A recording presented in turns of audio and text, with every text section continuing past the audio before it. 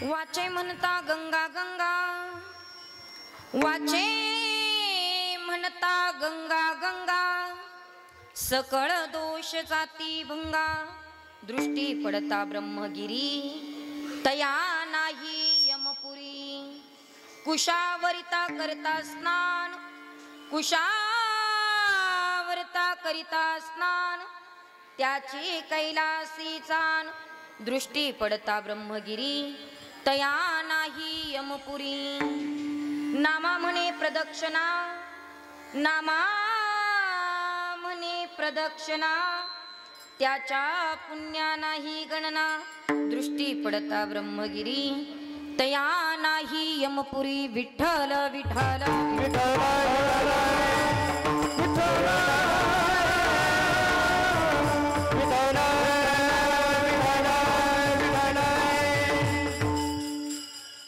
प्रथम नमन करू गणनाथ उमाशंकराची असुता.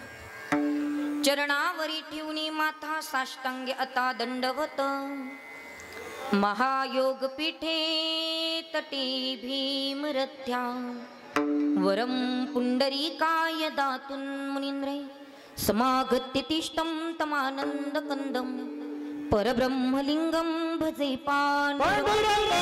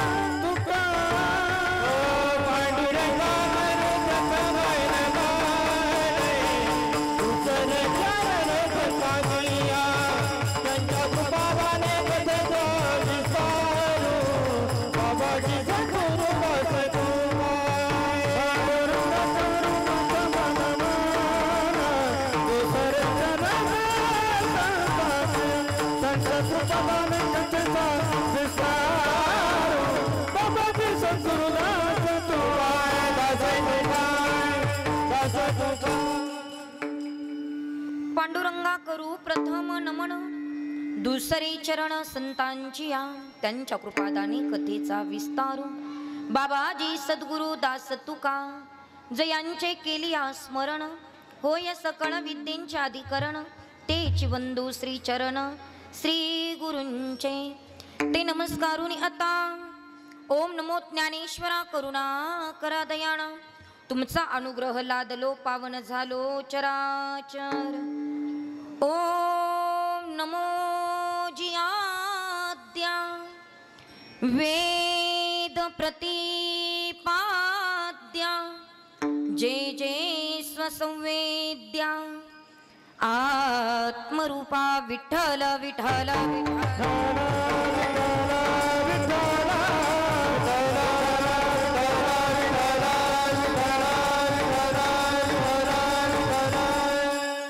वाचे म्हणता गंगा गंगा, वाचे म्हणता गंगा गंगा, सकळ दोष जाती भंगा, दृष्टी पडता ब्रह्मगिरी, तया नाही यमपुरी प्रस्तुत प्राप्त प्रसंगी कीर्तन रूपी सेवेकरिता निवडलेला अभंग महान भागवत भक्त भक्तीतले शिरोमणी नामदेव महाराज यांचा अत्यंत महत्वाचा सर्वांच्याच परिचित असणारा ओळखीचा असणारा साधा आणि सोपा 4 चरणाचा पण त्या तीर्थाबद्दल त्या गंगेबद्दल महती वर्णन करणारा अभंग आज या ठिकाणी मंगलमय प्रसंगी माऊंद्याच्या निमित्ताने निवडलेला आहे। विठ्ठल विठ्ठल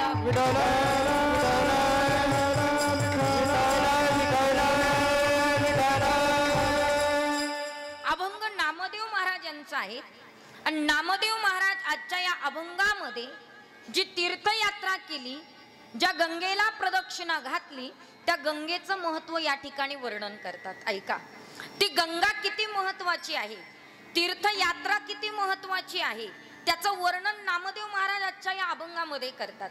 नामदेव महाराजांनी एखाद्या तीर्थाविषयी महती वर्णन करावी, कारण नामदेव महाराजांचा तेवढा अधिकार आहे। अधिकाराशिवाय वर्णन करता येत नाही, अधिकाराशिवाय सांगता येत नाही, अधिकाराशिवाय विनंती करता येत नाही, अधिकाराशिवाय उपदेश करता येत नाही आणि अधिकाराशिवाय एखाद्या गोष्टीची माहिती देता येत नाही। कारण अधिकाराशिवाय कुणाची निंदाही करता येत नाही आणि कुणाची स्तुती सुद्धा करता येत नाही। नामदेव महाराजांचा अधिकार वारकरी संप्रदायामध्ये खूप मोठा महाराज, केवढा मोठा अधिकार नामदेव महाराजांचा। आम्ही जर कीर्तन करायला लागलो तर लोकाला 4 टाइम म्हणावं लागतं, टाळ जोरात वाजवा, थोडंसं नाचा असं म्हणावं लागतं। पण नामदेव महाराजांचा इतका मोठा अधिकार की नामदेव महाराजांनी कीर्तनाला सुरुवात करावी आणि पुढे पांडुरंगाने नाचावं।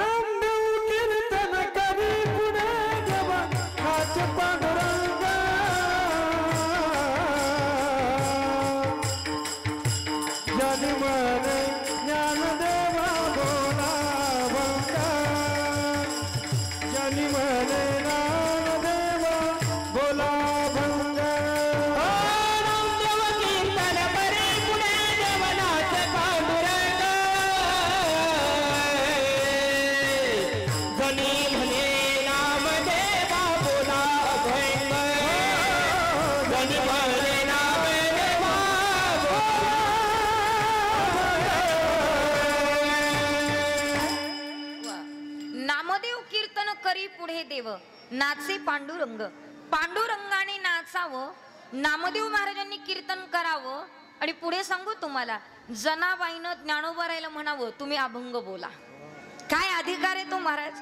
आणि सध्या लोक म्हणतात बाईचं कीर्तन चालत नाही, सप्ताहामध्ये बाई घ्यायची नाही असं लोकांचं म्हणणं आहे। पण आमच्या जनाबाईचा अधिकार इतका मोठा की टाळ घेऊन उभ्या होत्या आणि महावैष्णव ज्ञानोबाराय, ज्ञानाचा सागर सखा माझा ज्ञानेश्वर, त्या ज्ञानोबारायला जनाबाईनं सांगावं तुम्ही अभंग बोला। एवढा मोठा अधिकार माझ्या जनाबाईंचा आणि एवढा मोठा अधिकार माझ्या नामदेव महाराजांचा। आणि ते नामदेव महाराज आज तुम्हा आम्हाला त्या गंगेचं तीर्थयात्रेचं महत्व वर्णन करून सांगतात। मी नेहमी सांगत असते, संतांनी हे अभंग लिहून आमच्यावर उपकार केले, बरोबर की नाही? नाहीतर आम्हाला प्रश्न पडला असता माऊंद्याला कोणता अभंग घ्यायचा। संतांनी नसतं लिहिलं तर आम्ही काय सांगितलं असतं तुम्हाला, काय सांगितलं असतं? काय स्वयंपाकाचा फार आवाज येतोय हो पाठीमागनं, आणि त्यातले त्यात ते गप्प पण बसलेले नाही, ते बडबड करतायत। आमचे हरळे महाराज गेलेत गप्प करायला, बसले तर बिचारी उपकार करतील आपल्यावर। कारण महाराज 2 तास सुद्धा आपली लोक शांत बसू शकत नाही हो। याचा आवाज शार्प करा गणेश भाऊ।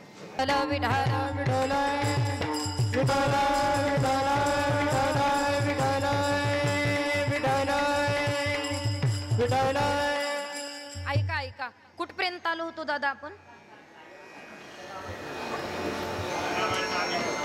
नाही पुढे सरकलो होतो की नाही? संतांनी अभंग लिहून आमच्यावर हे उपकारच केले, इथपर्यंत आलो होतो की नाही? खरं तर संतांनी जे उपकार केलेत ना आणि संतांनी जे आम्हाला दिलंय ते या जगामध्ये कोणीच देऊ शकत नाही। कारण सांगते ऐका, सरकारने दिलेलं पुरत नाही। पुरलंय का आजपर्यंत? तुमचं जाऊ द्या, महिला मंडळ बोला, पुरलंय का? नाही। आज जरी आम्ही मुख्यमंत्र्याच्या लाडक्या बहिणी असलो तर पुढच्या पंचवार्षिकला सावत्र होण्याची दाट शक्यता आहे. म्हणजे सरकार त्यांचं निवडून आलं तर सख्या राहू, बरोबर की नाही? पडलं सरकार तर कसल्या सख्या हो. नुसता मुख्यमंत्री बदलला तरी लिमिटेशन्स ठेवलं, मर्यादा ठेवल्या. असो, सरकारने दिलेलं पुरत नाही. हे बघा, सरपंच पदाला उभं राहिलं की रस्त्यातले खड्डे बुजवतात. एकदा निवडून आले की रस्त्यात खड्डे की खड्ड्यात रस्ते, काही घेणं देणं नाही. निवडून येऊपर्यंत ते सगळं असतं बुवा. आणि म्हणून सरकारने दिलेलं पुरत नाही. ऐका जरा, रेशनने मिळालेला तांदूळ आयुष्यभर पुरतो का हो? अजिबात नाही. म्हणून सरकारने दिलेलं पुरत नाही, माय बापाने दिलेलं उरत नाही, समुद्र कुणाला भरत नाही, सत्य कुणाला डरत नाही, जीव परमार्थ करत नाही. आणि एवढं सांगूनही तुमच्या डोक्यात शिरत नाही. काय शिरतं आमच्या डोक्यात? माणसं येतात, ताई 40 वर्ष पठ्ठ्याने परमार्थ केला, सांगायचा विषय. तीर्थयात्रा करून आलात, सांगायचा विषय. एक सांगू तुम्हाला, तीर्थयात्रेला जात असाल आणि यात्रेमध्ये पायी चालत असताना तुम्ही जर निंदा करत चालत असाल तर त्या तीर्थयात्रेला काहीच महत्व नाही. टाळ घ्यायचा स्वभाव तुमचा आहे, तुम्ही टाळकरी आहात. पण टाळ कुठता कुठता तुम्ही जर याचं त्याचं कुटाळं करायला सुरुवात केली तर त्या टाळ वाजवण्याला काही अर्थ नाही हो, अजिबात नाही. परमार्थ किती आचरणात येतोय याला सगळ्यात जास्त महत्व आहे. म्हणून सरकारने जे दिलंय, संतांनी जे दिलंय ते या जगामध्ये कोणीच देऊ शकत नाही. कारण सांगते ऐका, जगावं कसं मायबाप शिकवतात. ऐकताय ना तुम्ही? जगावं कसं मायबाप शिकवतात, रडावं कसं अनुभव शिकवतात, कष्ट किती करायचे परिस्थिती शिकवते, त्रास किती द्यायचा नातेवाईक शिकवतात, पण दुःखावरही मात कशी करायची ते आमचे संत शिकवतात. तुम्ही किती दुःखी असू द्या, त्या दुःखाला बाजूला करायचं असेल तर त्याला एकमेव पर्याय हा संतांचा आहे. तो संतांशिवाय आम्हाला दुसरं यातनं कोणी सोडवू शकत नाही. आणि एकंदरीत नामदेव महाराजांनी आजचा अभंग लिहून आपल्यावर उपकारच केलेत महाराज. त्या गंगेचं महत्व आम्हाला सांगितलं, एकंदरीत हे उपकारच आहे. आज तुम्ही बघा, या परिवारातली ही जोडी आज तीर्थयात्रा करून आली, चारीधाम करून आली आणि माऊंद्याच्या निमित्ताने हा कार्यक्रम आहे. वास्तविकता माऊंद म्हणजे काय हेच बऱ्याच लोकांना कळलेलं नाही. माऊंद म्हणजे काय? आमच्या डोक्यात एकच आहे, माऊंद आहे ना फक्त साडी घ्यायची आणि जेणे करून आलं त्याला द्यायची, एवढंच माहिती आहे आम्हाला. पण माऊंद म्हणजे नेमकं काय? माऊंद म्हणजे विचार जर केला ना तर ऐका, माऊंद म्हणजे नेमकं काय आणि हे माऊंद कोणी केलं होतं याचा अनुभव कोणी घेतला होता? विठ्ठल विठ्ठल विठ्ठल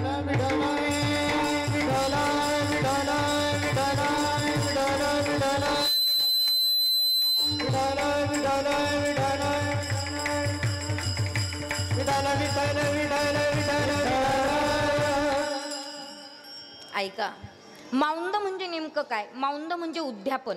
महिला मंडळ, तुम्ही उपास करताना उपासाचा शेवट करावा लागतो, तो उद्यापनाने करावा लागतो. तुम्ही सगळी तीर्थयात्रा करून आलेत का? माऊंद म्हणजे उद्यापन आहे, त्याला शब्द उद्यापन आहे. आपण सगळे माऊंद म्हणत असतो.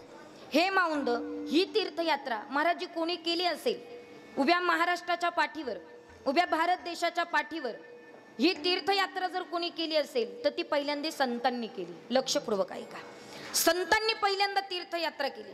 कोणत्या संतांनी केली तेही सांगताय का? ज्यावेळेस ज्ञानोबा तीर्थयात्रेला निघाले, पांडुरंगाकडे गेले आणि पांडुरंगाला सांगितलं, मी एकटा तीर्थयात्रा करू शकत नाही, माझ्या जोडीला कोणीतरी असलं पाहिजे. पांडुरंगाने विचारलं, जोडी कशाला पाहिजे? हे बघा, परमार्थ करायचा असेल तर जोडी सुद्धा परमार्थिकाचीच लागते, बरोबर आहे की नाही? विनाकारण वारी होत नाही. मी नेहमी सांगत असते, वारीला जर निघाले तर वारकरीच घेऊन निघा, उग दारुड्या घेऊन नका निघू वारीला, वारी पूर्ण होत नाही.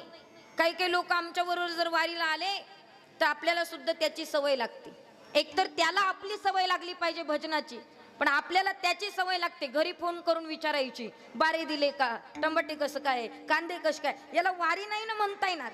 म्हणून वारीला जात असताना वारकरी सोबत असला पाहिजे. तसं ज्ञानोबारांनी विचार केला, मला तीर्थयात्रा करायची आहे, पण तीर्थयात्रेला कोणी बरोबर घ्यावं तर दुसरे संत नाही, त्यांचं नाव आहे नामदेवराय. नामदेवरायांना संतांना मात्र आपण तीर्थयात्रेला घेऊन निघालं पाहिजे.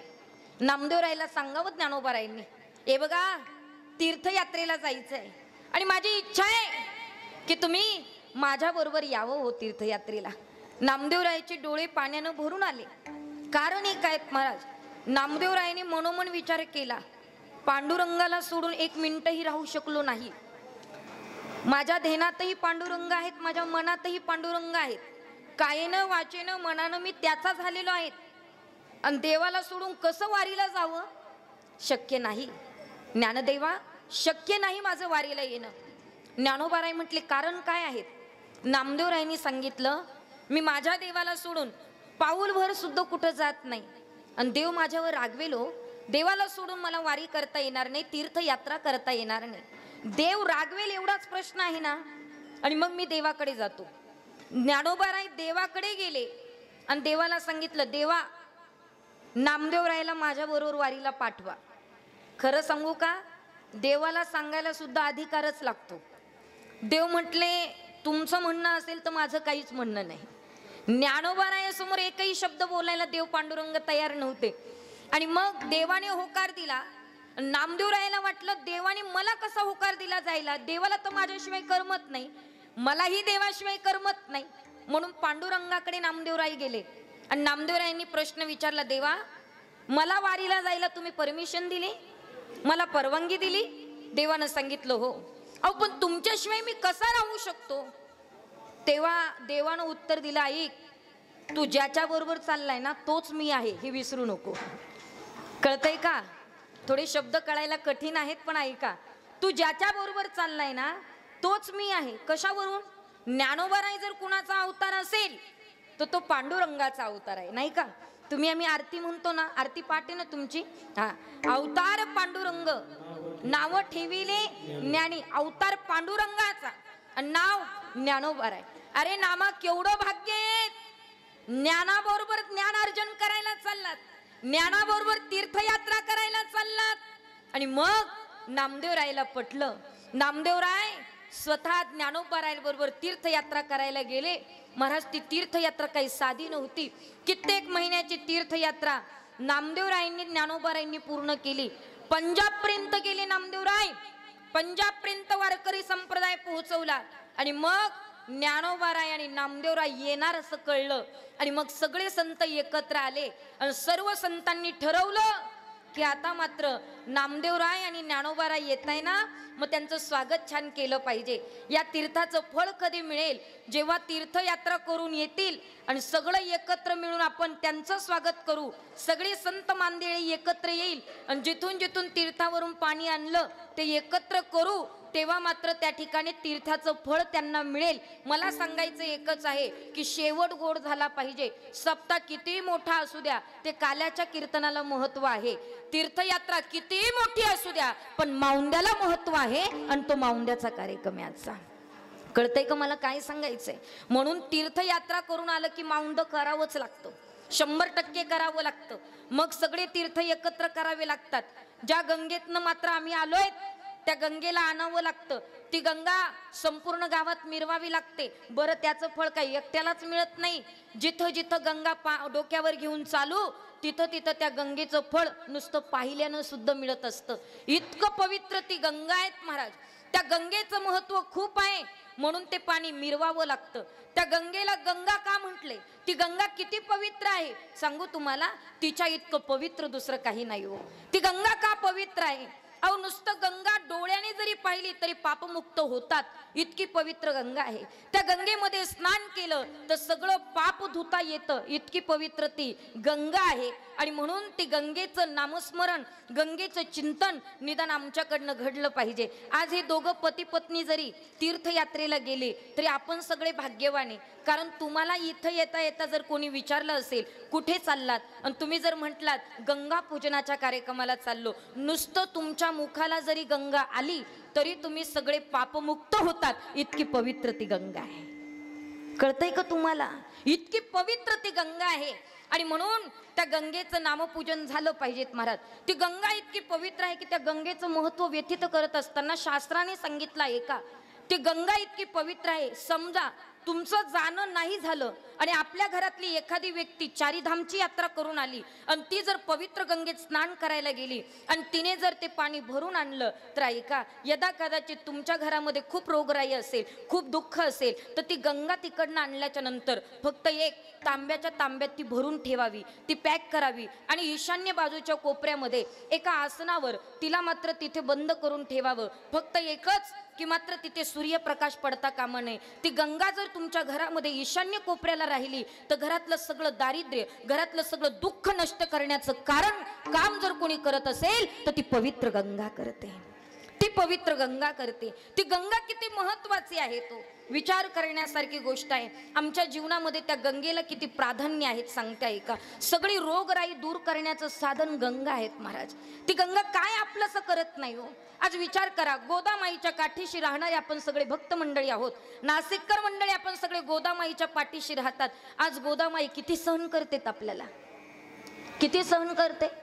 जरा या ना, जरा लाखलगावच्या पुलावर जरा उभं राहून बघा, ओढ्याच्या पुलावर जरा उभं राहून पहा, केवढं सहन केलंय आपल्याला, केवढा फेस दिसतोय, केवढी घाणेरडी गंगा करून ठेवलीत आम्ही, केवढी गोदामाई घाण करून ठेवली, पण तरी सुद्धा तिच्यामध्ये स्नान केलं की सगळी दुःख आपली ती स्वीकारत असते आणि आपल्याला पवित्र करण्याचं काम ही गंगामाई करत असते. ही गंगामाई करत असते. आणखीन काय करते ती गंगा ऐका जरा. वास्तविकता आहे, एखाद्या व्यक्तीचं लग्न जमत नाही, नीट ऐका बरं का, सध्या ती अडचण सगळीकडे जास्त चालू आहे. लग्न जमत नाही, मग काय करायचं. आपल्या घरातली एखादी व्यक्ती तीर्थयात्रेला जर गेली असेल आणि तिने जर गंगेचं पाणी जर घरी आणलं असेल तर एक काम करायचं, त्या गंगेचं पाणी काय करायचं, 40 दिवस आहेत ना महाराज, आपल्या घरचं सामान्य पाणी भरून ठेवायचं. 40 दिवस भरून ठेवलं की त्याच्यामध्ये गंगेच्या पाण्याचे फक्त 2 किंवा 11 थेंब टाकायचे आणि त्याच्यामध्ये थोडीशी हळद टाकायची आणि मग ते 40 दिवस पूर्ण झाले की पुन्हा 21 दिवसांनी ते थांबायचं आणि ते गंगेचं पाणी थोडं सेवन करायचं की 100% तुमचं लग्न जमतं असं शास्त्र सांगतं बरं का. मी काही बघत नाही, ज्योतिष नाही, पण असं शास्त्र सांगतंय. इतकी पवित्र ती गंगा आहे. मग ते काय करते हो, आम्हाला पापमुक्त करण्याचं काम गंगा करत असते. कारण का, या पृथ्वीवर या तलावावर येणारा प्रत्येक व्यक्ती पापच करतोय ना. तुम्ही म्हणाल ताई आम्ही अजिबात पाप केलं नाही. इथं असा एकही माणूस बसला नाही की त्यानं पाप केलं नाही हो. कळत न कळत आपल्याकडनं पाप घडत असतं. एकतर मुंगी पायाखाली जाणं पाप आहे, मच्छर चावणं आणि त्याला मारणं सुद्धा पाप आहे. ऐका, शेतकरी मंडळी आपण आहात, दुधामध्ये पाणी घालणं सुद्धा दुधामध्ये पाणी घालणं सुद्धा पाप आहे, बरोबर आहे की नाही. पापच आहेत ना महाराज, ते पाण्याचं दूध देणं पापच आहेत. कळत न कळत आपल्या सर्वांकडनं ते पाप होत आहेत महाराज. आल्याच्या नंतर इथे पापाला जाळण्यासाठी फक्त 2च पर्याय सांगितले. यदा कदाचित तुमचं जाणं होत नसेल, गंगेमध्ये स्नान करता येत नसेल, गंगा घरी आणता येत नसेल, तर पापाला जाळण्याचं पहिलं कारण सांगितलं नामचिंतन. ते नामचिंतन केलं की कोट्याधीश पाप जळल्या जातात. जळतील पापे जन्म करते, जळतील पापे जन्म करते, हो जळतील पापे जन्म करते, जळतील पापे जन्म करते. नाम संकीर्तन साधन पैसोपे, नाम संकीर्तन साधन पैसोपे, जळतील पापे जन्म करते, हो जळतील पापे जन्म करते. जळतील पापे जन्म करते, जळतील पापे जन्म करते.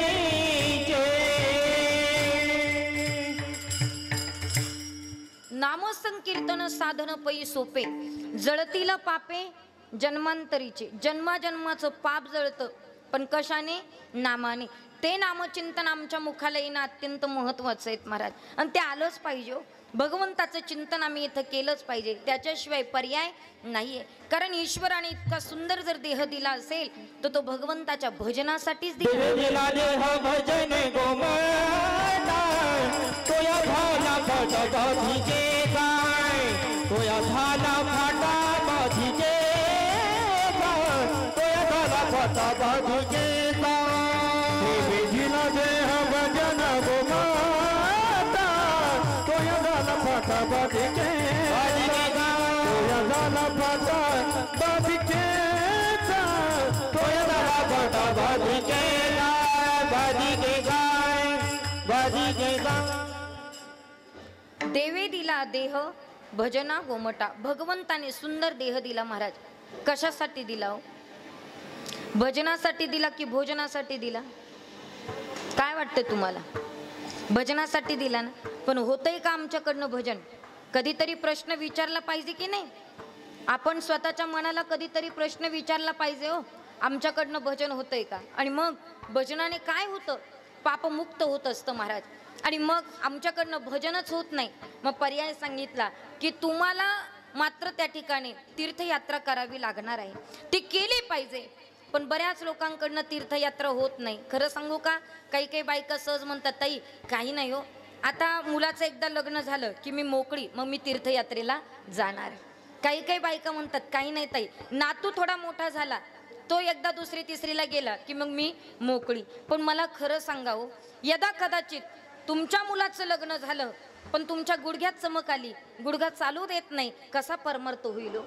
एक सांगू, जोपर्यंत तुमचे अवयव चांगले आहे तोपर्यंत परमर्थ करून घ्या. डोळ्यानं दिसतं तोपर्यंत त्याचं रूप पाहून घ्या. कानानं ऐकू येतं तोपर्यंत त्याचे गुण ऐका. वाणीनं बोलता येतं तोपर्यंत त्याचं नाम घ्या. हातानं टाळी वाजवता येते तोपर्यंत वाजवली पाहिजे. पायानं चालता येतं तोपर्यंत त्याच्याकरता चाललं पाहिजे. जवये सकळ सिद्ध हाये हात चालावया पाया तव तू आपले सोयीत पाहे तीर्थयात्रे जाय चुकू नको. जवये सकळ सिद्ध आहे हात चालावया पाहे तव तू आपले सोयीत पाहे तीर्थयात्रा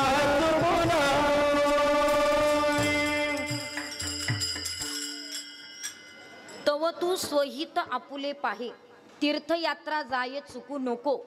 जव हे सकळ सिद्ध आहे हात चालावया पाय. जोपर्यंत तुमचं शरीर चांगलं आहे तोपर्यंत परमर्थ करून घ्या. महिला मंडळ तोपर्यंत तीर्थयात्रा करून घ्या. काही काही लोक म्हणतात ताई रिटायर झालो ना मग तेवढंच करायचंय. अरे पण रिटायर होईपर्यंत तुम्ही जिवंत तर राहिले पाहिजे ना. खरं आहे का खोटं आहे? खरं सांगा मला. जिवंत राहूच याची काय? अहो काही काही लोक रिटायरमेंटचे मात्र पैसे हातात घेता घेता ॲटिकनी मेले, अशी लोक मी पाहिले हो. खरंच पाहिले दादा. आणि तुम्ही म्हणतात रिटायर झाल्यावर करून तेव्हा करून नंतर. अजिबात नाही. जोपर्यंत तुमचं शरीर चांगलं आहे तोपर्यंत तीर्थयात्रा करून घ्या. जा जरा तीर्थयात्रेला.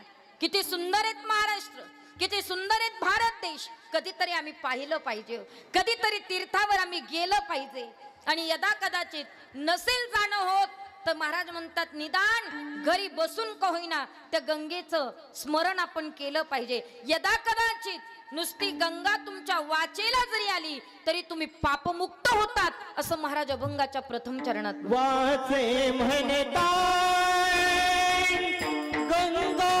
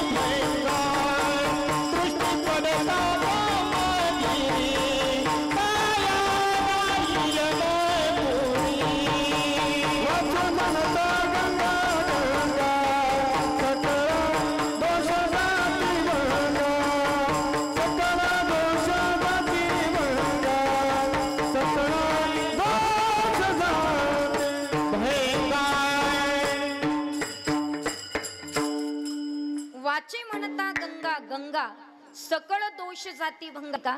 तुमचं जाणं होत नसेल तर तुम्ही काय करायचं? वाचेने नुसतं गंगा गंगा गंगा गंगा म्हणायचं.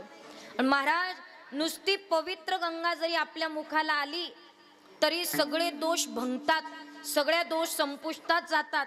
म्हणून ती मुखाला येणं अत्यंत गरजेचं आहे. त्याचं फळ तुम्हाला मिळेल ना. तुम्ही जरी तिथं नाही गेलात तर त्याचं फळ एक महाराज.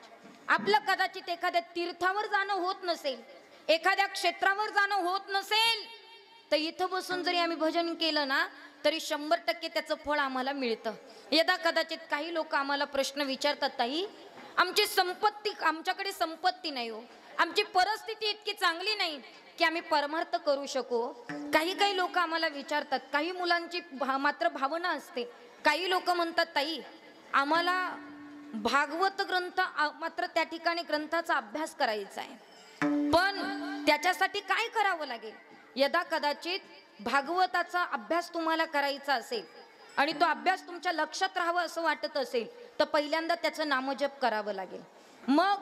मग तुम्हाला काय म्हणावं लागेल? कृष्ण कृष्ण म्हटल्यानंतर भागवत ग्रहण होईल का? अजिबात नाही. मग वृंदावनातलं सगळं पावित्र्य तुम्हाला प्राप्त करायचं असेल तर काय करावं लागेल? तिथे नामजप करणं अत्यंत महत्वाचं आहे. तिथे मात्र निदान नाही वृंदावनात जाणं झालं तरी आम्ही इथे बसून तरी नामजप केलं पाहिजे. राधे राधे हो राधे राधे, राधे राधे हो राधे राधे, राधे राधे राधे राधे हो राधे राधे, राधे राधे राधे श्याम मिला दे, राधे राधे राधे राधे श्याम मिला दे.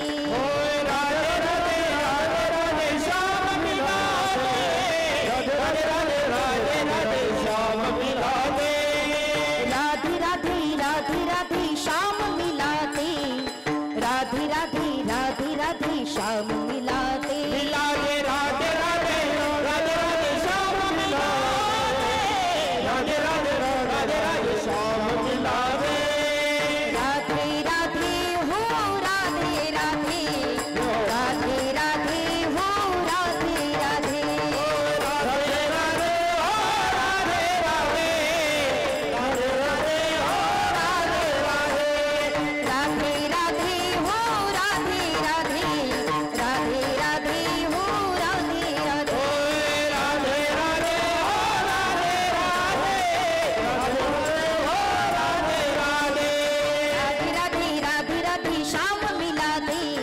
राधे राधे राधे राधे श्याम मिला दे, राधे राधे हो राधे राधे, राधे राधे हो राधे, राधे राधे राधे राधे हो राधे राधे, राधे राधे हो राधे राधे, राधे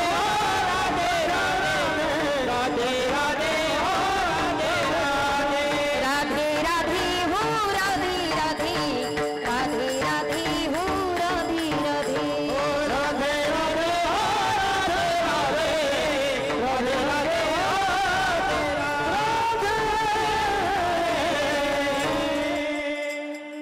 नाही जाणं झालं ना दादा, इथं बसून फक्त राधा राधा राधा राधा म्हणा हो. किती विचार करा ना. प्रेमानंद ठाकूरजी, विचार करा दादा, आजही तुम्ही सोशल मीडियावर उपस्थित असाल तर एक पिवळ्या कपड्यावाले साधू महंत तुम्हाला दिसतील. खरं सांगू, त्यांना दोन्ही किडण्या नाहीयेत दादा, दोन्ही किडण्या नाहीत, पण चेहऱ्यावर तेज आहे. त्यांना विचारलं एकाने की तुम्हाला सांभाळणारं कोण आहे?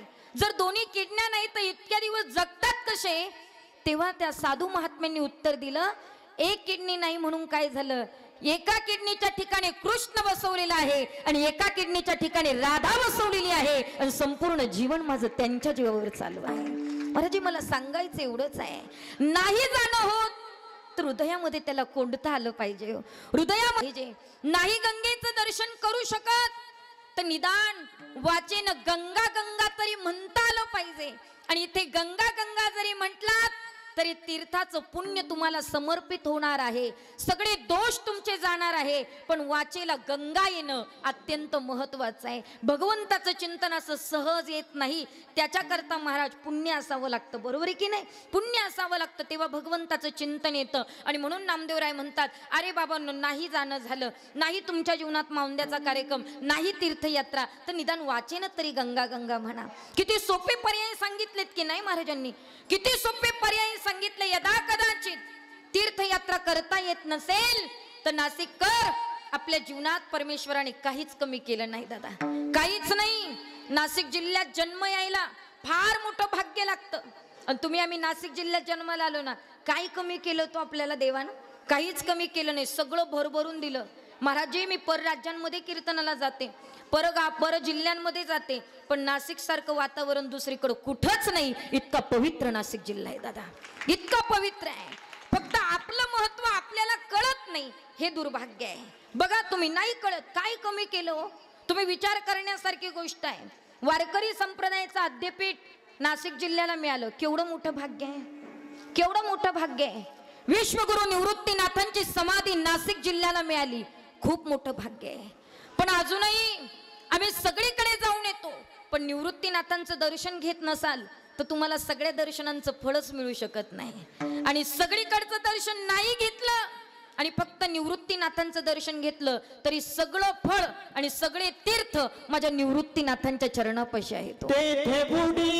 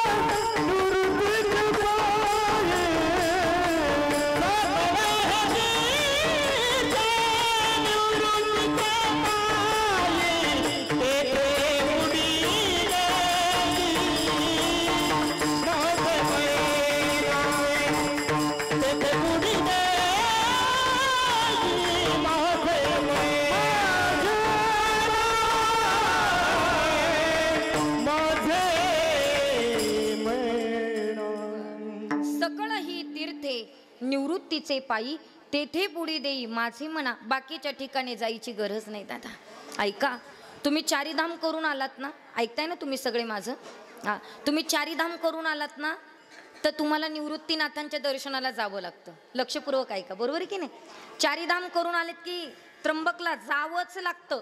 पण यदा कदाचित चारीधाम नाही करायला जमले, पण चारीधामचं फळ प्राप्त करायचंय ना, फक्त एक काम करा, निवृत्तीनाथांच्या समाधीचं दर्शन घ्या. सगळे तीर्थ निवृत्तीनाथांच्या चरणापाशी. पण ज्याला कळेल त्याला कळेल हो. आपल्या जवळचं महत्व आपल्याला कळत नाही, जिथं पिकतं तिथं विकत नाही, बरोबर की नाही? जवळच्याची किंमत आपल्याला कळत नाही. काय कमी आहेत नाशिक जिल्ह्याला महाराज? विश्वगुरु निवृत्तीनाथ महाराज, बरं खरंच संजीवन समाधी आहे तो. खरंच काय कमी केलेत निवृत्तीनाथांनी आम्हाला? एका बाईनं तिच्या जीवनातला एक प्रसंग मला सांगितला. तुम्हाला खोटं वाटेल, पण ही खरी भूमिका मी सांगते बरं तुमच्यापाशी, की काय तीर्थ आहेत निवृत्तीनाथांचं, त्याच्याकरता सांगते. कधी गेलात तर 100% त्या तीर्थाला जा आणि दर्शन करून या, जमलं तर बरं का. म्हणून ऐका, एक वेळेला एक साठी ओलांडलेल्या आजी, त्या मात्र मला पेढा देत होत्या आणि मला माझ्या हातावर पेढा दिला दादा. घडलेला प्रसंग सांगते मी, माझ्या मनानं जोडलेलं नाही. त्यांनी माझ्या हातावर पेढा दिला. आता तुम्हाला एखाद्या व्यक्तीने पेढा दिला तर तुम्ही काय विचारतात? झोपले की काय तुम्ही? कशाचा, बरोबर आहे की नाही? कसला पेढा आपण विचारतो ना, तसं मी त्यांना विचारलं. का हो म्हटलं, पेढा देताय पण कशाचा आहे? काय आनंदाचं काय घडलं की तुम्ही मला पेढा देतात? त्या मावशींनी जे सांगितलं ते ऐका, फार गोड सांगितलं. त्या मला म्हणाल्यात की ताई, माझ्या मुलाला खूप दिवसानंतर मुलगा झाला, म्हणजे मला नातू झाला, पण तो आजारी पडला हो. ICU मध्ये ठेवलं डॉक्टरने त्याला. मी डॉक्टर साहेबांना भेटायला गेली आणि डॉक्टर साहेबांनी मला सांगितलं की याला घरी घेऊन जा, हे 3 दिवसाच्या वरती टिकू शकत नाही, हे कधी मरेल सांगता येत नाही तुमचा नातू. ती मावशी म्हटली ताई मी तिथेच रडायला लागली, काही सुचेना. इतक्या दिवसानंतर मला नातू झाला होता आणि तो जाणार म्हटल्यानंतर रडू कोसळणारच ना हो. मी रडायला लागली आणि रडत असताना एका खिडकीतनं डोकावून बघायला लागली, आकाशाकडे बघत होते. आता विचार करत होते आता जीवनामध्ये काही तथ्य राहिलेलं नाही. इतक्या दिवसाने देवानं नातू दिला, तोही मरणार म्हटल्यानंतर ती रडायला लागलीत महाराज. आणि तिथूनच विश्वगुरु निवृत्तीनाथांचा पालखी सोहळा चालू होता.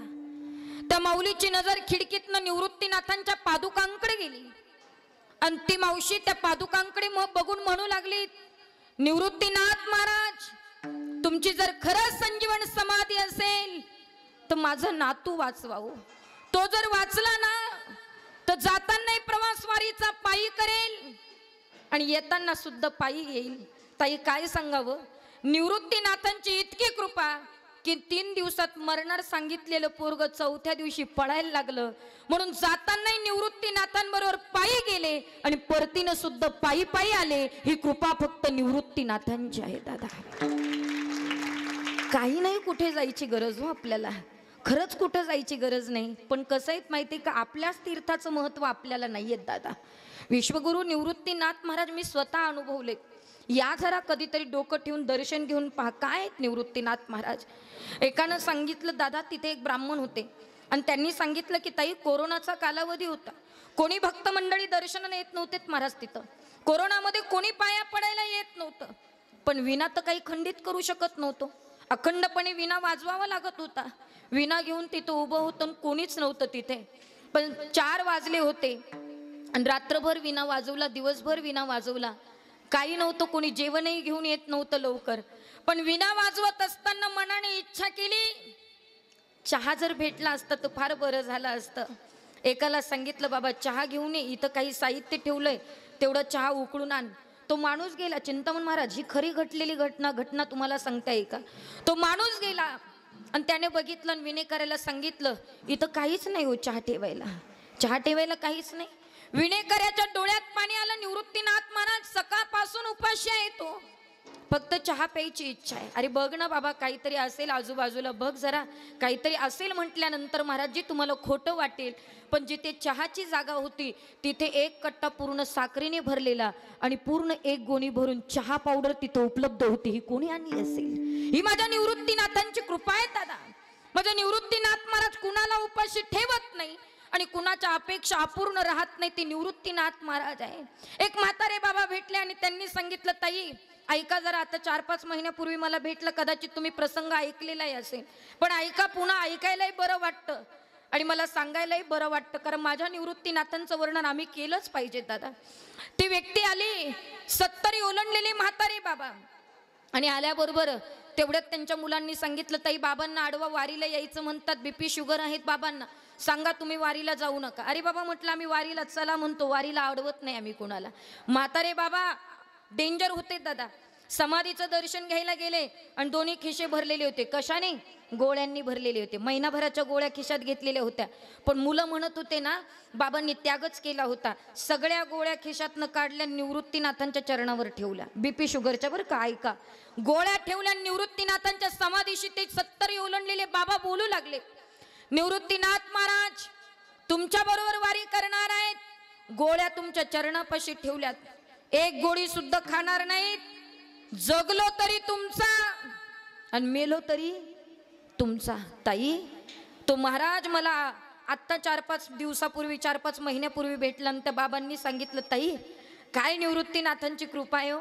गोळ्या तिथं ठेवून गेलो होतो, नुसत्या निवृत्तीनाथांनी 28 दिवसाच्या गोळ्या बंद नाही केल्या तर आयुष्यभराच्या गोळ्या बंद केल्या. ही कृपा माझ्या निवृत्तीनाथांची दादा. काय कुठं जायची गरज आहे आपल्याला, सांगा ना मला. पण काय माहितीये का, आपण अजूनही तिथं जायला तयार नाहीत ना महाराज. अरे भारताच्या गृहमंत्र्यांना कळालं निवृत्तीनाथांची समाधी काय आहे.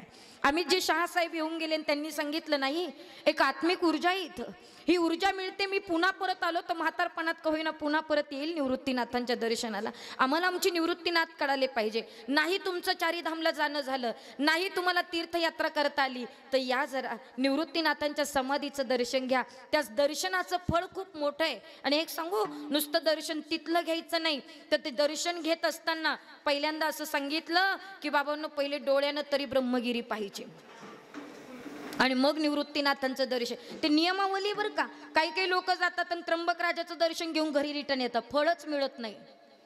शास्त्र सांगतंय गेल्यानंतर पहिल्यांदा, सर्वात पहिल्यांदा ब्रह्मगिरी पाहिली पाहिजे, त्याच्यानंतर निवृत्तीनाथांचं दर्शन घेतलं पाहिजे. मी पुढे बोलणार आहे, पण ब्रह्मगिरीला जर प्रदक्षिणा मारायला नाही जमली तर निदान डोळ्यानं तरी बघा. आणि डोळ्यानं पाहिल्याचं फळ काय ते महाराज अभंगाच्या दुसऱ्या चरणात. दृष्टी पडता ब्रह्मगिरी, दृष्टी पडता ब्रह्मगिरी, दृष्टी पडता ब्रह्मगिरी, दृष्टी पडता ब्रह्मगिरी, दृष्टी पडता ब्रह्मगिरी, दृष्टी पडता ब्रह्मगिरी,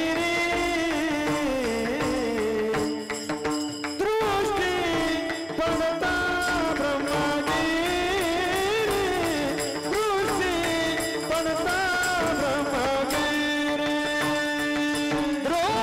दृष्टी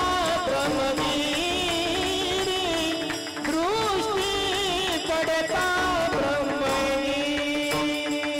दृष्टी पडता ब्रह्मगिरी, दृष्टी पडता ब्रह्मगिरी, तयनाई यमापुरी, दृष्टी पडता ब्रह्मगिरी, तयनाई यमापुरी, तयनाई यमापुरी, तयनाई यमापुरी, दृष्टी पडता ब्रह्मगिरी, दृष्टी पडता ब्रह्मगिरी, दृष्टी पडता ब्रह्मगिरी, दृष्टी पडता ब्रह्मगिरी, दृष्टी पडता ब्रह्मगिरी, ब्रह्मगिरी. दृष्टी पडता ब्रह्मगिरी, तया नाही यमपुरी. ऐका, नुसतं वाचेने गंगा म्हटलं तर पापभंग होतं, बरोबर आहे की नाही, दोषभंग होतात. आणि मग पुढे महाराज म्हणतात, नुसती दृष्टीने ब्रह्मगिरी जरी पाहिली तरी त्याला यमपुरी भोगावी लागत नाही. आणि बघायला काही हरकत आहे का? हा, डोळ्यानं जे पाहिलं पाहिजे ते पाहिलंच पाहिजे की नाही.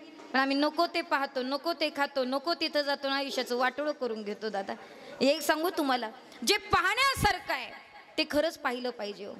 आणि जे भ्रमात पाडतील ना ते पाहत बसू नका. कधी कधी काही काही सुंदर रूप आम्हाला भ्रमात पाडून जातात आणि मग त्या प्रेमात आपण पडतो. पण खरं सांगू का, ते आम्हाला भ्रमात पाडतात, त्यांच्या प्रेमात पडून काही उपयोग नाही दादा.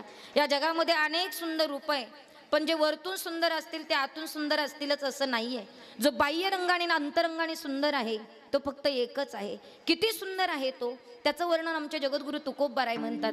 किती सुंदर आहे. राजस सुकुमार मदनाचा पुतळा, राजस सुकुमार मदनाचा पुतळा, राजस सुकुमार मदनाचा पुतळा, राजस सुकुमार मदनाचा पुतळा, रवी शशिकला लोक गेले, रवी शशिकला लोक गेले, कस्तुरी मळवट चंदनाचे बोटे, कस्तुरी मळवट चंदनाची मोठी, रवी शशिकला लोक लिया, रवी शशिकला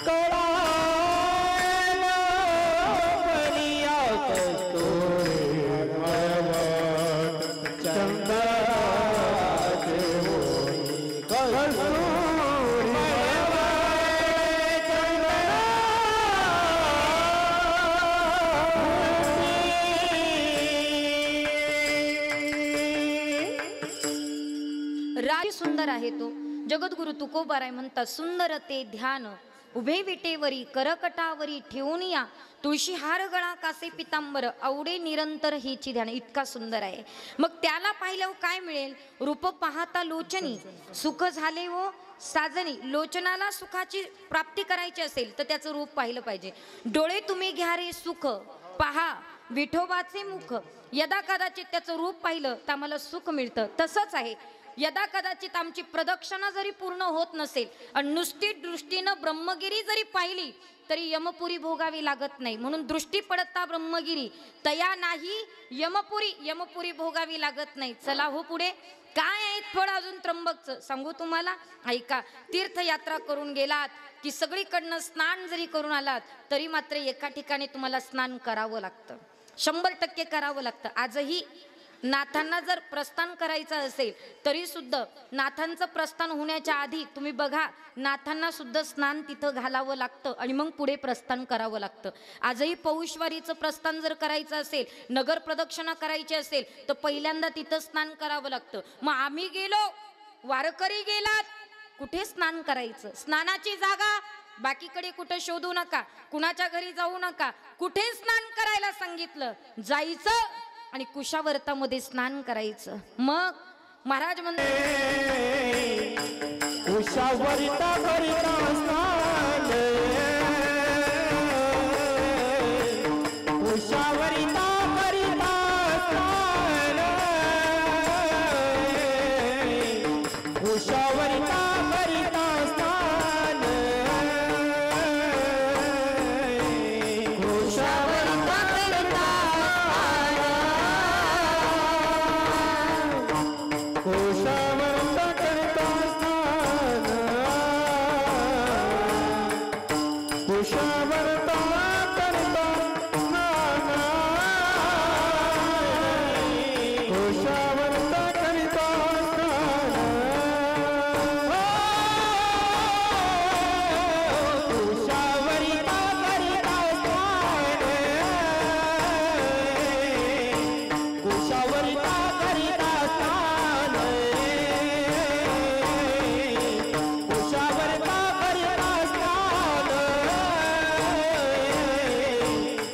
कुशावर्ता करिता स्नान,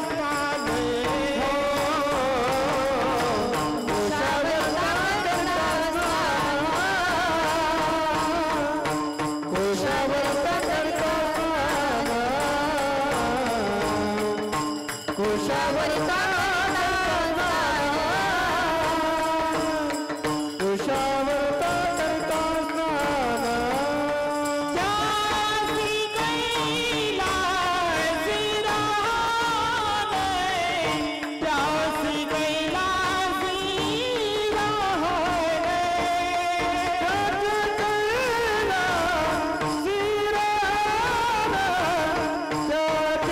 कैलासी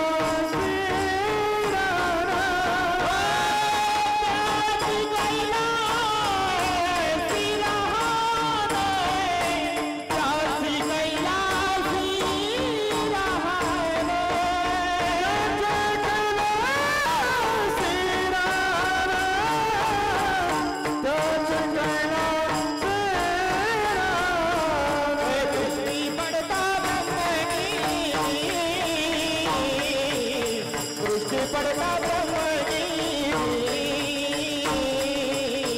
दृष्टि पड़ता ब्रह्मगिरी, दृष्टि पड़ता ब्रह्मगिरी, दृष्टि पड़ता ब्रह्मगिरी, दृष्टि पड़ता ब्रह्मगिरी, दृष्टि पड़ता ब्रह्मगिरी, दृष्टि पड़ता ब्रह्मगिरी.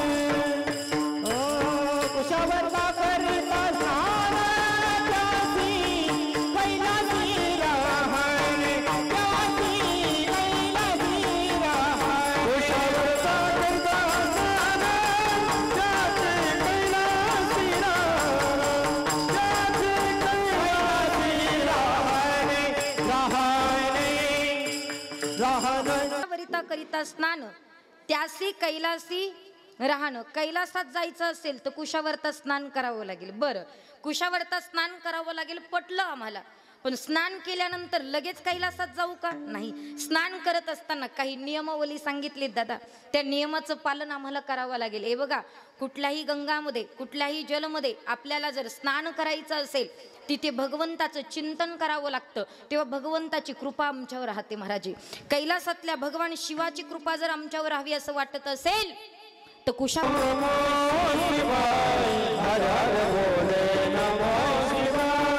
गंगाधरा शिव गंगाधरा हर हर बोले नमः शिवाय. गंगाधरा शिव गंगाधरा हर हर बोले नमः शिवाय. ईश्वरा शिव त्र्यंबकेश्वरा हर हर बोले नमः शिवाय.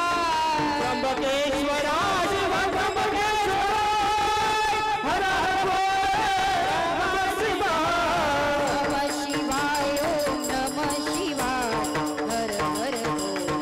नमः शिवाय.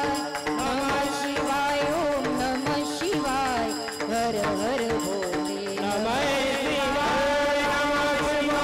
नमः शिवाय हर हर बोले नमः शिवाय. नमः शिवाय नमः शिवाय हर हर बोले नमः शिवाय. आपण जिथे स्नान करू स्मरण केलं पाहिजे दादा. ज्या गंगेत तुम्ही स्नान कराल ना तिथे देवाचं स्मरण केलं पाहिजे. म्हणून यदा कदाचित तुम्हाला कैलासात राहण्याची इच्छा आहे, बरं का, ऐका, तुम्ही नुसतं वैकुंठवासी लिहून वैकुंठात जातात असं अजिबात नाही, तुमचं गोड गैरसमज आहे. कैलासवासी लिहिलं म्हणजे कैलासात गेले अजिबात नाही. पण यदा कदाचित या जोडप्यासारखं तुम्ही जर तीर्थयात्रा करून आलात आणि तिथे कुशावर्तामध्ये जर स्नान केलं तर 100% महाराजी कैलासात आमचं राहणं होतं. हे मात्र त्रिकालवादी सत्य आहे. हे माझं म्हणणं नाही बरं का, नामदेवरायांचं म्हणणं आहे. म्हणून त्र्यंबक राजाला गेल्याच्या नंतर पहिल्यांदा ब्रह्मगिरी बघायचा, त्याच्यानंतर निवृत्तीनाथांचं दर्शन, त्याच्यानंतर कुशावर्तात स्नान आणि त्याच्यानंतर त्र्यंबक राजाचं दर्शन. पण आपलं सगळं उलट आहे. आम्ही त्र्यंबक राजाचं दर्शन घेतो सरळ घराकडे निघून येतो. त्याला पावनच नाही दादा. आणि म्हणून त्र्यंबकेश्वराच्या दर्शनाचं पावन फल जर तुम्हाला पाहिजे असेल त्या सगळ्या मात्र नियमानुसार तुम्हाला पाया पडत यावं लागेल. पण यदा कदाचित या सगळ्यांचं दर्शन घ्यायचंय ताई, पण आमचं निवृत्तीनाथांकडे जाणं नाही, आमचं मात्र त्या ठिकाणी ब्रह्मगिरीला पाहणं झालं नाही, तिथं उभं राहून कुशावर्तात स्नान झालं नाही, त्र्यंबक राजाचं दर्शन झालं नाही, तर नामदेवराय म्हटलेत बाकी तिथं जाणं नाही झालं, पण तुम्ही नुसतं एक प्रदक्षिणा घातली की सर्व तीर्थांचं दर्शन तुम्हाला प्राप्त होतंय असं नामदेवरायचं म्हणणं आहे.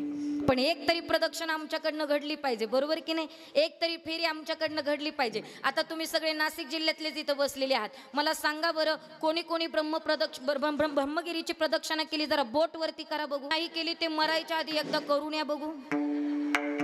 हा, कधी मरू याची काही गॅरंटी आहे का दादा? अजिबात नाही. मरायच्या आधी केली पाहिजे.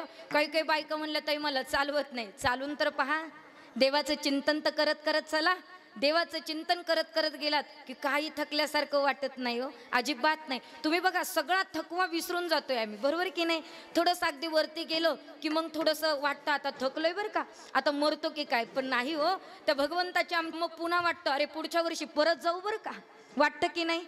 केवढा आनंद आहे हो, किती आनंद आहे. तुम्हाला एक सांगू का, यदा कदाचित तुम्ही ट्रॅकवर चालत असाल, व्यायाम करायला चालत असाल, दुसऱ्या दिवशी उठायचं तुम्हाला कंटाळा येईल. पण परमात्म्याची एकदा वारी सुरू केली की तो वारीचा आनंद कमी होत नाही, वारीचा आनंद वाढतच वाढतच राहतो महाराजचे, वाढत राहतो. तुम्ही बघा आजही आमच्या बरोबर वारकरी येतात ना, 80-80 वर्षाचे वारकरी आहे. पायाला असे गड्डे पडलेत दादा, टाचा अशा सुजलेल्या आहेत. आणि मग त्यांना विचारलं बाबा कधीपासून वारी आहे? काही काही लोक म्हणतात ताई आईच्या पोटात होतो ना तेव्हापासून वारी आहे. मला एकदा प्रश्न पडला, आईच्या पोटात असल्यापासून कशी वारी केली? आणि मग त्या बाबांनी मला सांगितलं ताई आई जेव्हा गरोदर होती ना तेव्हा आईनं एकही वारी चुकवली नाही, म्हणून तेव्हापासून वारी आजपर्यंत वारी चुकली नाही. हा, आणि म्हणून आम्हाला आमच्या जीवनामध्ये वारी करायची दादा. तो आनंद वाढत राहतो, कमी होत नाही. प्रपंचातलं सुख कमी कमी होत चालतं. तुम्ही बघा लग्न झाल्यावर जेवढा आनंद आहे तेवढा नंतर वाटतो का हो? आणि नंतर वीट येतो की नाही, नंतर कंटाळा येतो की नाही प्रपंचाचा. हा, प्रपंचामध्ये दुःखाशिवाय दुसरं काही नाही ना.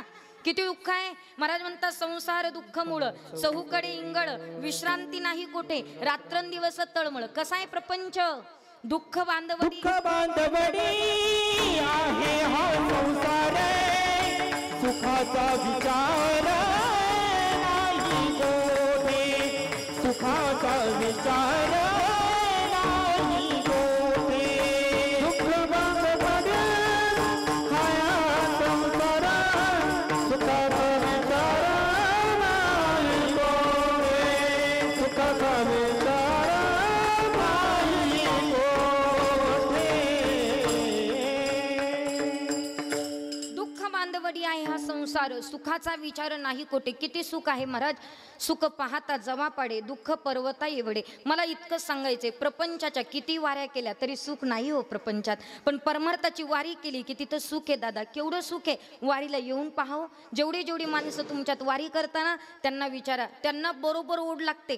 त्यांना असं वाटतं सगळे कामं पटापट आवरू आणि पटकन वारीला जाऊ. केवढी ओढ आहे तो परमात्म्याविषयी. आणि म्हणून तिथली प्रदक्षिणा केली ना महाराज की बाकीचं काही देवाकडे मागायची गरज नाही. पण एक सांगू तुम्हाला, आपल्याकडनं वारी होण्यासाठी, आपल्याकडनं प्रदक्षिणा होण्यासाठी, आपल्याकडनं तीर्थयात्रा होण्यासाठी तुमचे कर्म सुद्धा चांगले असावे लागतात. कर्म चांगले असल्याशिवाय तीर्थयात्रा होत नाही. कर्म चांगले असल्याशिवाय देवाची सुद्धा सेवा होत नाही. कर्म चांगले असावे लागतात. हे दोघंही पती पत्नी किती भाग्यवान येतो. केवढे कर्म चांगले केले असतील की चारीधामची यात्रा परमात्म्यानं त्यांच्याकडनं पूर्ण करून घेतली. तो केवढी भाग्यवान जोडी आहेत. काही काहींचं असं आहे, नवरा जातो तो बायको राहत नाही, बायको जाती तर नवरा जात नाही. हे असंच चाललंय की नाही. पण जोडीने तीर्थयात्रा केली पाहिजे. आणि जोडीने केलं की त्याचं दुप्पट फळ मिळत असतं बरं का चिंतामण महाराज. एकट्यानं परमार्थ करून होत नाही, जोडीनं परमार्थ करावा लागतो. आणि एकदा का जोडीनं केलं की त्याची दुपटीनं आम्हाला फळ मिळत असतं. पण फळ पाहिजे ना तुम्हाला, त्याच्यासाठी तुमचे कर्म चांगले पाहिजे. तुम्हाला वाटतं ना तुमच्याकडनं चारीधामची यात्रा घडावी, त्याच्यासाठी तुम्ही चांगले कर्म करा. आत्तापासून कर्म चांगले करायला सुरुवात करा लागेल. तुमच्याकडनं चारीधामची यात्रा निश्चित घडेल. पण घरातलं चारीधाम चांगलं सांभाळा. घरातलं चारीधाम माहिती आहे तुम्हाला काय? आई बाप. घरातलं चारीधाम आई बाप. कारण सकळ तीर्थाची धुरे, जे का माता पितरे आई बाप केवळ काशी तेने न जावे. तीर्थाला जाणं नाही झालं आणि जायची इच्छा जरी असेल तरी पहिल्यांदा घरातलं तीर्थ चांगलं सांभाळावं लागेल, तेव्हा कर्म चांगलं होईल. बरोबर की नाही. कर्म चांगलं करायचं असेल तर दुसरी गोष्ट, मुलांवर चांगले सुसंस्कार करा, संस्कृतीची जोपासना करा. कर्म चांगलं करायचंय, धर्माचं पालन करा महाराज. आपल्या धर्माचं पालन आपणच केलं पाहिजे. वेळोवेळी सांगत असते महाराज, आपण जर आपल्या हिंदू धर्माचं पालन केलं नाही तर इतर धर्मीय लोक आपल्यावर आक्रमण करतील. आणि मग इतर धर्माची जर संख्या जास्तीत जास्त वाढायला लागली तर हिंदुस्थानचं अफगाणिस्तान झाल्याशिवाय राहणार नाही. आणि आपलं अफगाणिस्तान होऊ नये याच्याकरता हिंदूंनी सावध व्हा. सध्या हिंदूंनी सावध होणं काळाची गरज आहे महाराज. आज सगळ्यात जास्त धर्मांतर वाढायला लागलं. काही काही लोक, आम्ही जर धर्मावर बोलायला लागलो तर लोक आम्हाला म्हणतात, ताई तुम्ही नेमके कोणत्या पक्षाचे? आम्हाला काय घेणं आहे कोणत्या पक्षाशी महाराज. जो वारकऱ्यांचा पक्ष आम्ही त्याचे असं समजायचं. विचार करा, सध्या आमच्या हिंदू धर्माकडे लक्ष देणं आज काळाची गरज आहे. विचार करण्यासारखी गोष्ट आहे. महिला मंडळ हिंदू धर्मासाठी झटणारे लढणारे कधीतरी आमच्या डोळ्यासमोर आम्हाला आठवले पाहिजे. विचार करण्यासारखी गोष्ट आहे. अरे घरात बसून नाटकं पाहण्यापेक्षा, मोबाईल कंटिन्यू पाहण्यापेक्षा माझी एक विनंती आहे, अरे कधीतरी या आणि कधीतरी आता थिएटरला जा आणि कधीतरी राजे संभाजींचा छावा पाहून या. मग कळेल की धर्मासाठी केवढा अट्टहास केलाय महाराज राजे छत्रपती संभाजी महाराजांनी. अरे एक नाही, दोन नाही, तब्बल 40 दिवस हाल हाल करून मारल्या गेल्यात माझ्या संभाजी राजांना. उकळतं पाणी अंगावर ओतल्या गेलं, मीठ चोळल्या गेलं. अरे जीप उसंडून काढली, डोळ्यामध्ये सळया घातल्या आणि सांगितलं औरंग्याने, अरे एकदा तरी म्हणा मी हिंदू धर्माचा नाही. राजे संभाजींच्या मुखातनं शब्द आले, मेलो तरी चालेल पण हिंदू धर्म सोडणार नाही. इतकं धर्माबद्दल प्रेम होतं राजे संभाजींचं. आणि आज आमची माणसं 1-2 लाखाकरता धर्मांतर करायला सुरुवात झाली दादा. आज आम्ही आदिवासी पट्ट्यांमध्ये मी कधी कधी कीर्तनाला जाते, पेठ सुरगाणा इकडे तिकडे जात असते. लोक म्हणतात, ताई 70% लोकांनी धर्मांतर केलंय. कितीतरी लोक ख्रिश्चन धर्मामध्ये गेलेत आणि ख्रिश्चन धर्म म्हणजे स्लो पॉइझन आहेत महाराज. तुम्हाला आम्हाला हळूहळू धर्मांतर करायला लावतात. आज विचार करा, त्यांची सुद्धा झपाट्याने संख्या वाढायला लागली. म्हणून हिंदूंना सावध होणं आज काळाची गरज आहे. सावध व्हा जरा. आपण सावध झालं पाहिजेत महिला मंडळ. आम्ही घरात राहतो, यदा कदाचित राजे संभाजींसारखे छत्रपती आम्हाला घडवायचे असेल तर तुम्हाला राजमाता जिजाऊंसारखी आजी व्हावं लागेल, तेव्हा संभाजी राजांसारखा नातू घडेल महाराज, अन्यथा नाही घडणार हो. विचार करण्यासारखी गोष्ट आहे. आम्हाला राजमाता जिजाऊंचे मात्र संस्कार आमच्यामध्ये रुजवावे लागतील, तेव्हा राजे संभाजींसारखा नातू घडेल, अन्यथा कसा घडेल. पण सध्या आजीच नातूला म्हणते कार्टून लावून गप बस, पाद बस. कसे काय मुलं घडतील हो? खरं सांगा मला, आम्ही किती वेदांतन, किती संतन, किती परंपरान, किती शास्त्रन, किती पुरावे द्यायचे तुम्हाला? यदा कदाचित महाराज हिंदू धर्माचंच पालन झालं नाही तर आमच्या अभंग घेऊन आणि परंपरा सांगून आणि वेदांत सांगून काहीच उपयोग नाही. म्हणून सध्या मला आता तरी असं वाटतं, सध्या धर्म सांगणं आज काळाची गरज आहे महाराज. आमचा धर्म टिकला पाहिजे, आमच्या धर्माचं आम्ही पालन केलं पाहिजेत महाराज. या स्वराज्याचं मात्र त्या ठिकाणी सुस्वराज्य व्हावं. छत्रपती शिवाजीराजांनी किती प्रयत्न केले ते आम्हाला माहित आहेत महाराज. काही काही लोक म्हणतात ताई ज्ञानोबाराय तुकोबाराय इतकं लिहून ठेवलंय, मग तुम्ही छत्रपतींवर का बोलतात? याचं कारण आहे महाराज. मी तर महाराष्ट्रातल्या तमाम कीर्तनकारांना सांगत असते, एक वेळेला अभंग थोडाफार सोडवायचा राहिला तरी चालेल, पण राजे छत्रपती शिवाजीराजांवर किमान 5 ते 10 मिनिट तरी आम्ही बोललं पाहिजे, बोललंच पाहिजे दादा. का बरं? आज ही माऊंद्याचा कार्यक्रम इथं होतो ना, याला कारण सुद्धा छत्रपती शिवाजी महाराज आहे. इतकी सुंदर कुटिया इथं बांधलीत ना दादा, याला कारण सुद्धा छत्रपती शिवाजी महाराज आहे. मंदिरावरचे कळस जर टिकले असतील तर त्याला कारण फक्त छत्रपती शिवाजी महाराज आहे. माय माऊल्यांनो, आम्ही जर मनमोकळ्याने इथं बसलो असेल तर याला कारण फक्त छत्रपती शिवाजी महाराज आहे. अरे काय होता आमचा राजा, काय होते शिवाजी राजा, नाही केली त्यांनी मजा, सुखी केली त्यांनी प्रजा, असा होता माझा शिवाजी राजा. तर छत्रपती शिवाजींविषयी आम्हाला कळवळा वाटला पाहिजे दादा, आम्हाला प्रेम वाटलं पाहिजे. अरे काय राजा होता आमचा, कोणी नटी नाचवली नाही. उभ्या महाराष्ट्रात अनेक राजे होऊन गेले असतील, कोणीतरी नटी नाचवली असेल, कोणीतरी तमासगिरी नाचवली असेल, पण उभ्या महाराष्ट्रामध्ये फक्त एकच राजा असा होऊन गेला की कोणी नटी नाचवली नाही, कोणी तमासगिरी नाचवली नाही, तर पुढे जगद्गुरु तुकोबारायांनी कीर्तन करावं आणि पुढे मांडी घालून बसून कीर्तन ऐकावं, ते होते माझे छत्रपती शिवाजी महाराज. त्यांची संस्कृती आहे दादा, आणि त्या संस्कृतीचं पालन आम्ही केलं पाहिजे, आमच्या हिंदू धर्माचं पालन आम्ही केलं पाहिजे. म्हणून जाता जाता भगवंताच्या चरणी एकच प्रार्थना आहे, या गंगे मातेच्या चरणी एकच प्रार्थना आहे, हे भगवान तेरी अदालत में हमारी जमानत रखना, हे भगवान तेरी अदालत में हमारी जमानत रखना, मैं रहूं या ना रहूं मेरा हिंदू धर्म सही सलामत रखना. आम्ही कीर्तनकार टिकलो काय आणि नाही टिकलो काय, पण आज सध्या धर्म टिकणं आज काळाची गरज आहे. म्हणून धर्माचं पालन करा, कर्म चांगलं करायचं आहे, धर्माचं पालन करा, संस्कृतीची जोपासना करा, मुलांवर चांगले सुसंस्कार करा. संस्कृतीची जोपासना करणं आज काळाची गरज आहे. सध्या आपली मुलं कॉन्व्हेंटला आहे दादा, आमच्या मुलांना इंग्लिश बोलता येतं, इंग्लिश लिहिता येतं, पण आमच्या मुलांना संत परंपरा माहीत नाही, ग्रंथ परंपरा माहीत नाही. कधी शिकवणार आहेत आम्ही? सांगा ना मला, एक सांगा. सगळी पिंपरीची माणसं, भजनी मंडळातली लोक आपण इथं बसलात, तुम्ही गेल्यानंतर नवीन पिढी घडली पाहिजे ना, त्याच्याकरता मुलांना संत परंपरा, ग्रंथ परंपरा सांगायला नको का? 100% शिकवलं पाहिजे आमच्या मुलांना. म्हणून आम्ही आमच्या मुलांना आमच्या संतांबद्दल माहिती दिली पाहिजे, आमच्या मुलांना आमचे संस्कार, आमची संस्कृतीबद्दल माहिती दिली पाहिजे. आणि एक सांगू, आमच्या मुलांना आमच्या तीर्थाचं महत्त्व सांगितलं पाहिजे. आता जर मुलं इंग्लिश मिडियमला असली आणि ख्रिश्चन शाळेमध्ये जर शिकत असली तर मुलं गंगेला सुद्धा पाणीच म्हणतील आणि गंगेला सुद्धा नदीच म्हणतील महाराज. तर नदीला पाणी म्हणू नये, नदीला तीर्थ म्हणायला शिकवणं ही तुमची नैतिक जबाबदारी आहे.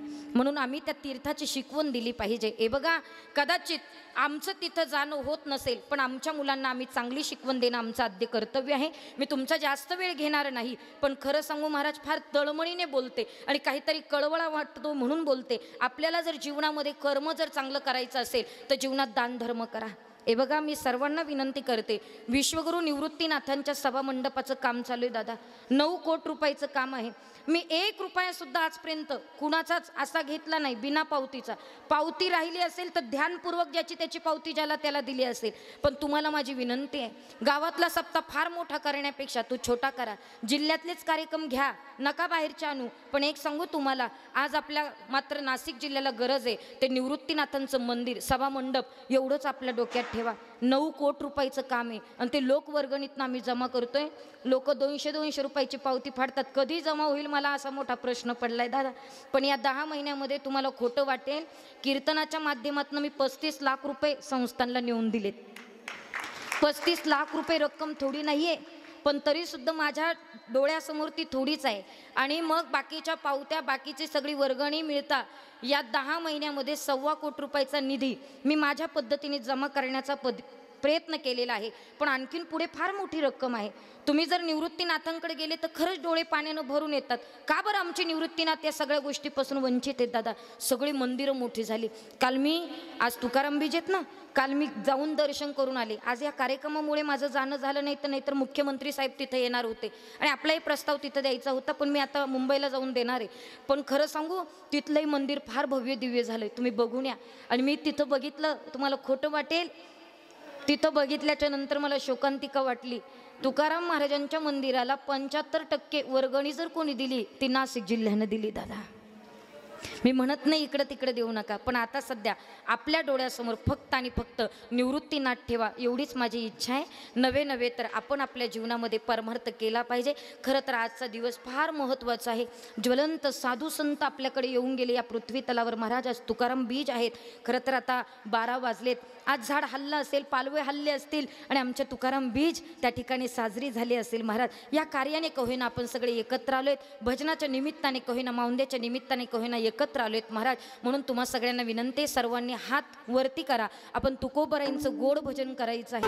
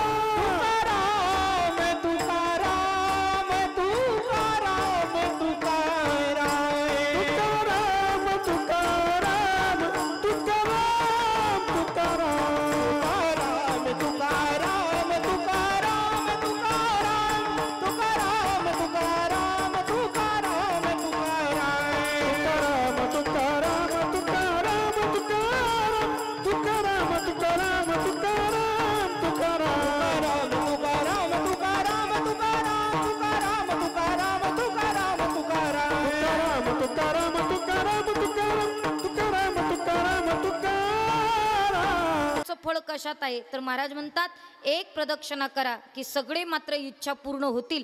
हे महाराज अभंगाच्या शेवटच्या नाम मने प्रदक्षिणा,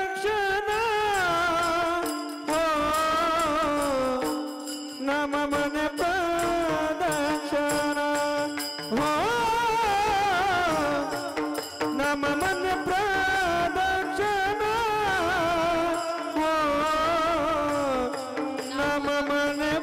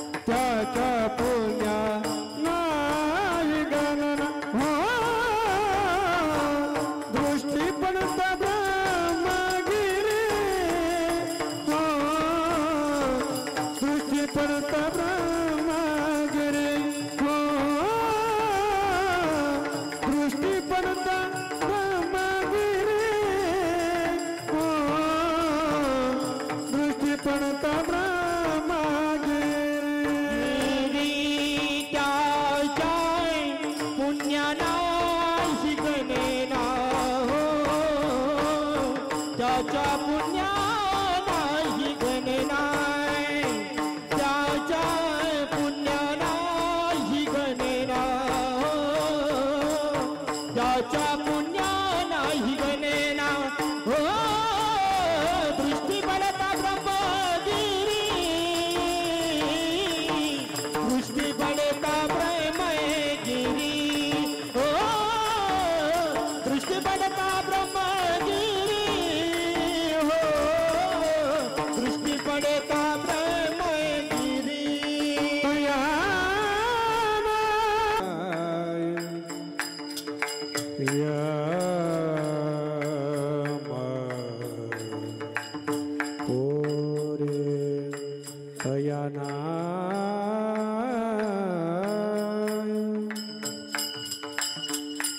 हे तयाना तया नाही या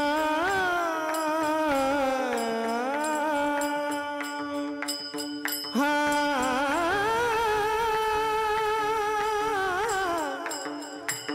हा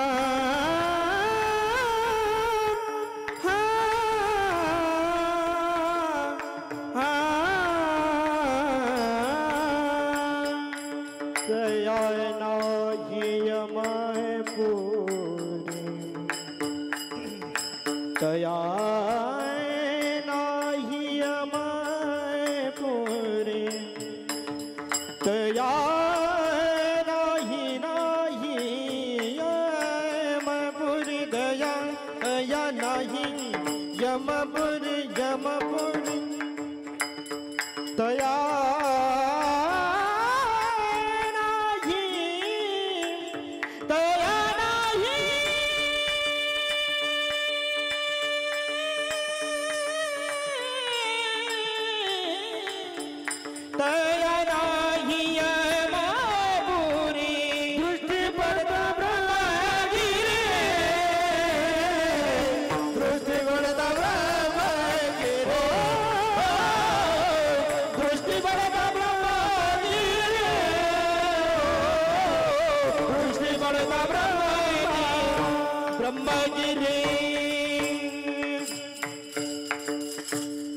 नामा म्हणे प्रदक्षिणा त्याच्या पुण्या नाही गणना अगणित पुण्याचा साठा करायचा असेल ते एक प्रदक्षिणा करा आणि यदा कदाचित ग्रहस्थ आश्रमी लोकाला जर पुण्य साठवायचं असेल तर आपल्याला सोपं साधन सांगितलं काय सांगितलं एकदा हाताने टाळी वाजवा आणि मुखाने भजन म्हणा विठोबा रखुमाई हरी विठोबा रखुमाई विठो विठोबा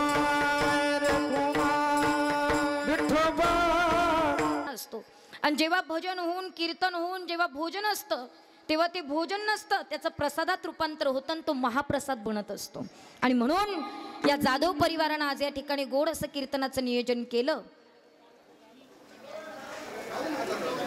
काय व्यक्त करते कारण हे एक वेगळं मात्र दिसत असतं की मात्र आपण उभं राहिलो असतो आपणही केलं असतं पण खरं सांगू महाराज तुम्ही उभं राहा पण हे जे भरलेलं आहे ते मात्र कार्यक्रम सुरू व्हायच्या आधी भरलेलं आहे गावाकडे जर कधी नियोजन दिलं ना तर गावाचं मी आत्तापर्यंत बघितलं गावाचं भजनी मंडळ बोलवलं ना काही 10 वाजता येतात काही 10:15 चिंतामणजी महाराज सानप त्यांचंही मनापासून या ठिकाणी ऋण व्यक्त करते आदरणीय हरिभक्तपरायण गायनाचार्य आमचे अनिल महाराजजी राहटळ त्यांचंही मनापासून या ठिकाणी ऋण व्यक्त करते मृदुंगाचार्य आदरणीय हरिभक्तपरायण आमचे रामेश्वर महाराज त्यांचंही मनापासून ऋण व्यक्त करते आमचे विनेकरी गावचेच आहेत पण अगदी गोड स्वभाव आहेत आले की मला भेटतात आणि विचारतात बरं आहे का ताई बरं वाटतं मला अशी जी माणसं आहेत ती जोडून ठेवलेली बरी असतात म्हणून आमच्या विनेकरी बाबांचे मनापासून ऋण व्यक्त करते आणि आमचे चोपदार तर काही सांगायचाच विषय नाही जिथं आम्ही लवकर हजर नाही तिथं हजर असतात नाही का म्हणून आमचे ओढ्याचे बाबा त्यांचे मनापासून ऋण व्यक्त करते आदरणीय साऊंड सिस्टीम फार गोड आहेत आणि हे सगळं पंचक्रोशीतलं आहे बरं का हे काय आम्ही बाहेरच्या जिल्ह्यातनं बोलवलं नाही बाहेरचं नाही बोलवलं हे सगळं आपल्या पंचक्रोशीतलं आहे आणि म्हणून जिल्ह्याचीच साऊंड सिस्टीम आहे आदरणीय आमचे गणेश साऊंड सिस्टीम आमचे गणेश भाऊ करडेले गोड साऊंड आहेत काही कुठं कमी पडत नाही मोठ्यात मोठा कार्यक्रम करून घ्या अत्यंत सुंदर आवाज देतात म्हणून त्यांचंही मनापासून या ठिकाणी ऋण व्यक्त करते त्याच पद्धतीनं गेली 2 तासापासून शूटिंग करतायत आमचे दादा खूप गोड स्वभाव आहेत त्यांचा आपली ही लाईव्ह झालीत का नाही ना यूट्यूबला टाकणार आहात ना जेव्हा टाकाल तेव्हा सांगा आम्हाला तुमचंही मनापासून ऋण व्यक्त करते काय नाव आहेत आपल्या चॅनेलचं राघव वा किती गोड नाव आहे की नाही सगळ्यांनी सबस्क्राईब करा, लाईक करा बरं का, सर्वांनी विसरू नका. आणि म्हणून आमच्या राघव चॅनेलचं देखील मनापासून या ठिकाणी ऋण व्यक्त करते. त्याच पद्धतीनं माझे पतिदेव आदरणीय हरिभक्त परायण सतीश महाराज जगताप त्यांचंही मनापासून ऋण व्यक्त करते. तुम्ही सगळेजण काही काही लोक मागची उभी असणारे म्हणशील बाई कधी उरकते काय माहिती, हे काही काही आलेले कधी उशिरा आलेले असतात, ते जेवायला आलेले असतात, ते म्हणतील काय उगं लावलं हे केव्हाचं, म्हणून असो, पण त्यांचं सुद्धा मनापासून ऋण व्यक्त करते. तुमच्या सर्वांचं ऋण व्यक्त करते. कुणाचा नामोल्लेख राहून गेला असेल तर तुम्हा सर्वांची क्षमा मागते. सर्वांचं ऋण व्यक्त करून या ठिकाणी सेवेला पूर्ण विराम देते. ज्ञानी जय जय ज्ञानेश्वर माऊली नाराज माऊली, ज्ञानेश्वर माऊली नाराज माऊली, जय जय ज्ञानेश्वर माऊली नाराज माऊली तुकाराम. जय जय विठ्ठल जय विठ्ठल जय जय. बोललेले पुरे देवा पुरे उतरे, करा क्षमा पेराज महाराज, नाही उच्चारीला अधिकार आपला, करा क्षमा पेराज महाराज. तुका मन ज्ञानेश्वरा राखा पाया पैकी, करा क्षमा पेराजे महाराज तुम्ही सिद्धान देव तुकाराम, ज्ञानदेव तुकाराम, तुकाराम कुंडली अवतार विठ्ठल श्री ज्ञानदेव तुकाराम.